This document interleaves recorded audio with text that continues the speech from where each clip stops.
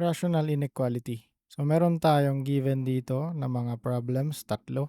So solve natin mamaya. Intindihin muna natin itong mga nasa baba. So ang left arrow ay negative infinity. Tapos hindi palaging kasama. Palagi yan, hindi siya kasama. Ayan. Pag hindi kasama, open and close parenthesis ang gagamitin. Tandaan nyo yan. Tapos dito naman sa right, positive infinity siya. Tapos hindi siya kasama palagi. Ang infinity, hindi kasama palagi. Ito si open tapos si close. Si open walang ilaw. Si close may ilaw. Ibig sabihin ng open ay hindi kasama. Kaya gagamitin mo ay parenthesis. Ang close naman may ilaw kasama yan. Kaya bracket ang gagamitin mo. Gagamitin natin yan pag mag-graph na tayo ng interval notation or susulat natin yung interval notation. Ito si union, tawag natin yan ay si at saka. Gagamitin din natin yan sa interval notation mamaya. Tapos ito, ano to? Yan yung kamay mo. Ito yung right, ito yung left. Pang-memorize mo lang yan ng less than tsaka yung greater than. Yung right mo, dyan ka sanay, kaya great yan, great. Kaya greater than. Tapos yung left mo mahina, left. Ayan, less than. Left, less, ganun. So, isolve natin to. X minus 1 over x plus 3. Nakasimplified na siya, kaya ang gagawin na lang natin ay equal sa 0. X minus 1 is equal to 0. Kunin natin yung x. Ito, transpose sa kabila. So, magiging negative 1. So, magiging x is equal to positive 1. Yan yung una nating root. Next, x plus 3 is equal to 0. Transpose yung positive sa kabila, magiging negative. X is equal to negative 3. Pag nakuha na natin yung x natin, pwede na tayo mag-graph. Ito yung graph natin. Andito yung 0. Andito si 1. Tapos andito si negative 3. So, i-graph na natin.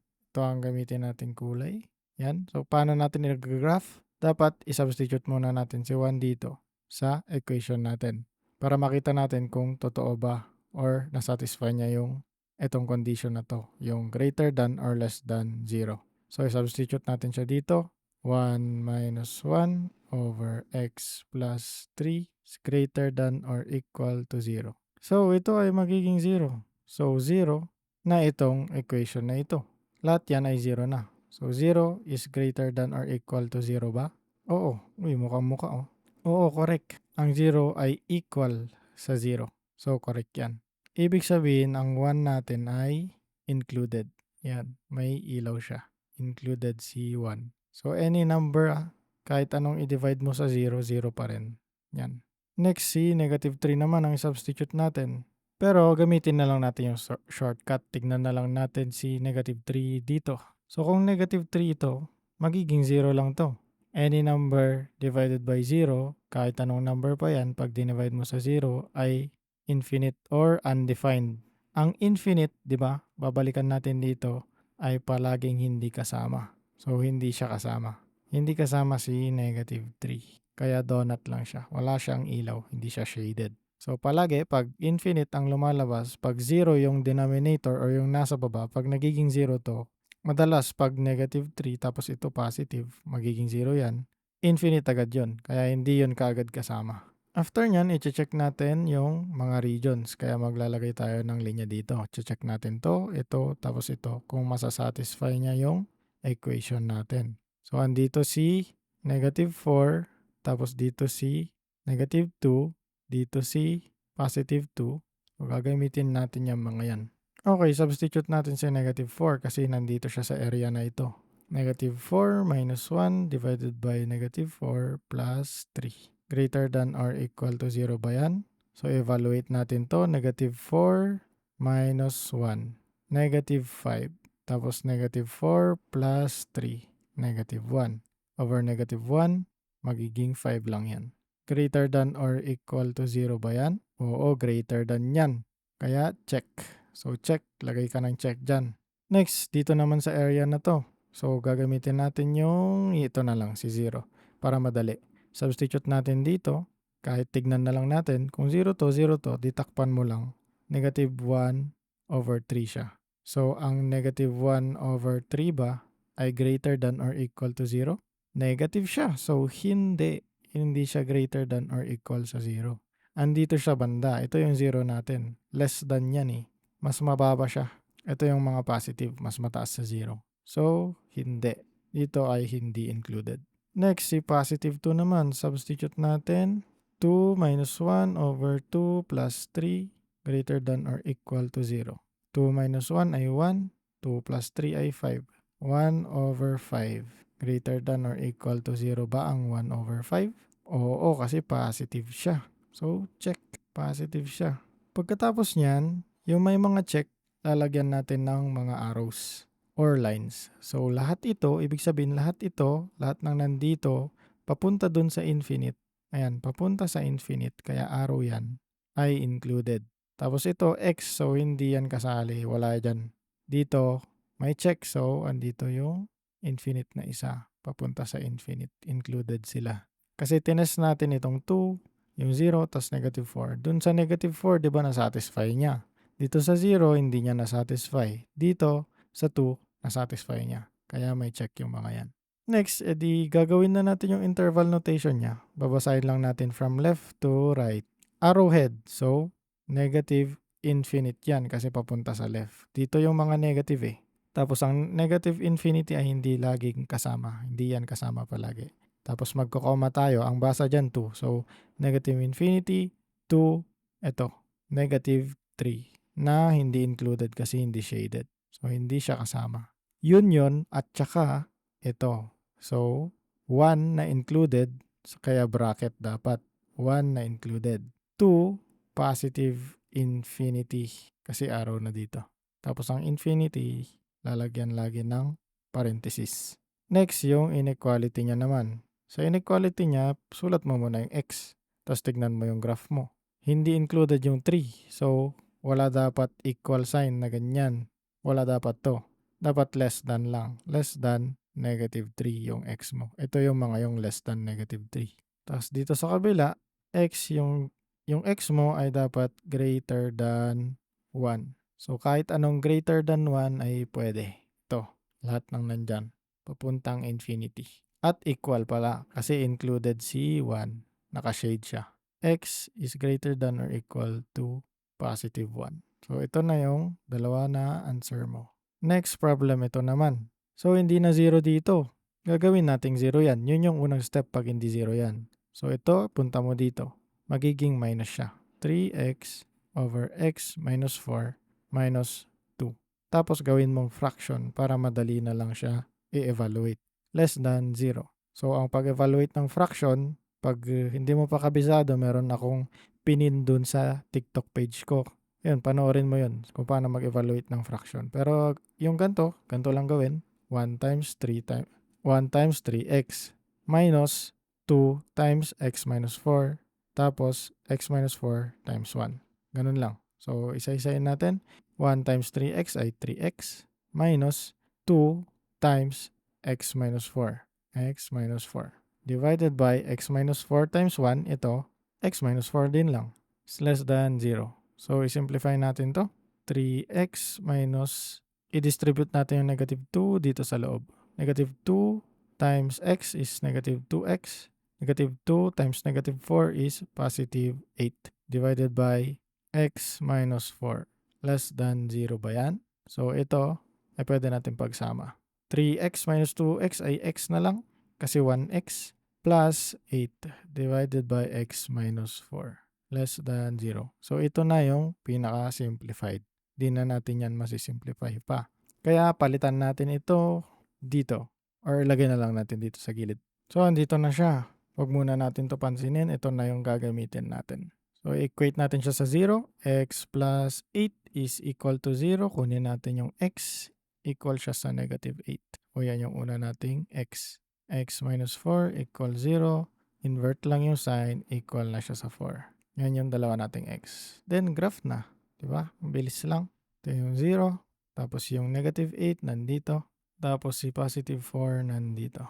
Okay, use muna natin si negative 8. Substitute natin siya dito. Ayan o. Sa taas siya. Sa taas siya nag-0. Kung negative 8 naman dito, ayan. Pero regardless, kung negative 8 dito, dito naman ay 0, di 0 kahit anong number ay equal to 0. Okay? So, ang lalabas dito pag sinubstitute natin ng negative 8 ay 0. Ang 0 ba ay less than 0? Uy, mukhang tao to ah. Hindi. Hindi less than 0 ang 0. Ang 0 ay equal sa 0 pero walang equal dyan. Kaya hindi. Lagyan natin ng X. Hindi. So hindi included si negative 8. Kaya bilog lang siya. Donut lang. Next, si positive 4 naman. Substitute natin siya dito. Ayan, titignan nyo lang dito. Saan ba yung kapartner niya? Ito, si negative 4. Kung sinubstitute mo si positive 4 dito, magzi-0 yung baba. Pag 0 yung baba, kahit anong number pa yung nasa taas, infinite yan. Ang infinite, hindi kasama. Hindi kasama palagi. Okay? Kaya, bilog lang din siya. Hindi kasama ang infinite. Okay, hatiin na natin yung region natin. Dito, tapos dito. Okay? Yan, tapos to, tapos ito, tapos ito ang region na titignan natin. So, try muna natin yung dito sa left ng negative 8. E di negative 9 na lang. Negative 9 plus 8 divided by negative 9 minus 4. So, less than 0 ba yan? Ang negative 9 plus 8 ay negative 1. Negative 9 minus 4 ay negative 13. So, dalawang negative, negative 1, negative 13. Magka-cancel lang yan. Magiging 1 over 13. Less than 0 ba yan? Hindi. Kasi positive siya. So, hindi included yung mga nandito. Next, yung mga nandito naman sa area na ito. Ay, kasama pala yung 0. Ayan, sa area na ito. So, yung 0 na lang gamitin natin. Kung 0 to, tsaka 0 to, edi 8 divided by negative 4 lang. 8 over negative 4. Less than 0 ba yan? Yes, kasi ito ay negative. Negative yan. So, check dito. Tapos, dito naman tayo sa right side ni 4. Anong gagamitin natin? E di 5. 5 plus 8 over 5 minus 4. Kahit anong gamitin nyo, kung gusto nyo 6 o kaya 100 pa. Pwede, basta nasa right ni 4. Less than or equal to 0 ba yan? Ay, less than 0 ba yan? 5 plus 8 ay equal sa 13. Tapos 5 minus 4 ay equal sa 1. So 13 lang yan. Positive 13 ay less than 0 ba? Hindi. So, di yan kasama. Di ba? Ang dali lang. Titignan mo lang kung 0 or infinity. Di ba? So, i-graph na natin siya. Kukunin natin yung interval notation. Babasahin natin from left to right. Okay? X yung nandito sa region na to. Kaya hindi na natin yan papansinin. Ito lang sa may check. Tsaka yung mga bilog natin. So, si negative 8 ay hindi kasali. Hindi sa kasali. So, negative 8 papuntang, ay ito pala may check. So, lalagyan natin ng line dyan. Kasi lahat yan ay included. Negative 8 to positive 4. Hindi rin included si positive 4. Kaya, parenthesis. Yan na yung interval notation mo. Next yung inequality. X is dapat less than sa 4. So, walang equal dapat less than lang kasi hindi naman included si 4. Tapos, greater than siya sa 8. So, negative 8 is less than x. Tapos, si x mo ay less than 4. Okay? Last problem, ito. So, ang gagawin natin dito ay tatlo. Ayan tatlo. Na-simplify na siya. Huwag nyo na i-distribute to kasi mas lalong lalala. Magkaka-x squared ka Kaya, na-factor na yan para sa'yo. Okay? So, tatlo ang gagawin natin. So, maraming area yan. Gawin na natin, x minus 3 is equal to 0. Substitute mo dun. Transpose pala. Tapos, x is equal to positive 3. Yan yung unang x. X natin ay negative 1, di ba? Transpose mo lang yung 1 sa kabila. So, negative 1. Tapos, ito naman, o di x is equal to positive 5. Transpose mo lang sa kabila. Yan. So, nakuha na natin yung tatlo. Shortcut. Tapos, mag-graph na tayo. Yan. So, 0. Anong kailangan natin? 3, negative 1, tapos 5. 1, 2, 3, 4, 5. Dito si 5. Dito si 3. Tapos dito si negative 1. Okay, try natin si positive 3. Saan si positive 3? Andito sa taas. Tsaka to, tsaka to. So, 3 minus 3, 0. 0 na yan, lahat. So, 0 na yung lahat. 0 na lahat. Less than 0. Si 0 ba ay less than 0? No. Mukha. Hindi siya less than 0. Dapat equal siya sa 0. So, hindi included si 3. Hindi included si 3. Kaya bilog lang siya. Wala siyang shade. Next, si negative 1. Substitute natin si negative 1. Negative 1, negative 1, negative 1. Makikita nyo dito, ayan 0 yan. Diba? Any number divided by 0 ay infinite. ang infinite ay hindi kasama. Hindi kasama. So, hindi siya included. Kaya bilog lang din siya. Wala siyang shade. Si -1 ay walang shade. Ganyan lang. Next, si 5. Andun din sa ilalim. Di ganun din. 5 minus 5, 0 na naman yan. Any number divided by 5 ay mali. Any number divided by 0 ay infinite or undefined. Kaya hindi included. So, bilog ulit. Hindi included lahat. So, i-check na natin yung mga areas. Linya dito, linya dyan, tapos linya dito. 1, 2, 3, 4. Apat! Ang dami. So, umpisa na natin dito. -2 yan. So, -2 minus 3 divided by -2 plus 1. Tapos, -2 minus 5. Sinubstitute lang natin yung -2 dito ha. Less than 0 ba yan? -2 minus 3 ay -5. -2 plus 1 ay -1. Tapos -2 minus 5 ay -7. So negative 2 magiging positive. -5, -7 times 1 ay positive 7 kasi negative silang dalawa. So ang kakalabasan ay -5/7. Less than 0 ba yan? Yes, kasi negative. So check tayo dito sa area na to. Next, itong area na to, gamitin natin si 0. 0 yan, 0 to, 0 to. So, ang natira, si -3, si 1, tas si -5. -3, 1, tapos -5. So, -3/5 lang yan. Tapos, magiging positive. So, 3/5 less than 0 ba? Hindi, kasi positive. So, x dyan. Next, yung area dito. Sino bang nandyan? Si 4 lang naman. 3, 4, 5, di ba? O di si 4 na yung substitute natin. 4 minus 3, 4 plus 1, 4 minus 5. Sinubstitute lang natin sa equation. So yan, less than 0 ba yan? 4 minus 3 ay 1. 4 plus 1, 5. 4 minus 5 ay -1. So ang kakalabasan ay 1/5. Negative pa rin yan. Parang nandyan lang yung negative natin. Parehas lang din yan. Less than 0 ba yan? Siyempre, kasi negative yan eh. So, check dito. Next, yung area dito. Andyan si 6. So, si 6 na ang distribute natin or i-substitute natin. 6 plus 1, 6 minus 5. Less than 0 ba yan? 6 minus 3 ay 3. 6 plus 1, siyempre 7. 6 minus 5 ay positive 1. 7 times 1 ay 7. Tapos 3 lang dito sa taas. Less than 0 ba? Positive siya. Kaya hindi. Diba? Ang dali-dali lang. Mabilis ka na. Basta alam mo gawing 0 yung nandito. Pag hindi mo gagawing 0 yan, mahirapan ka. Kaya dapat marunong ka mag-evaluate ng mga fraction, tapos substitute, tapos transpose. Okay, nakuha na natin lahat. So, palinawin natin, tignan natin yung mga graph natin. Ayan. So, check dito. So, may line dyan. Check dito, kaya may line dito. Tapos arrow. Yan, pwede na tayo mag-interval notation. Left to right. Arrow, so infinity, papuntang left, kaya negative. Hindi kasama ang infinite palagi.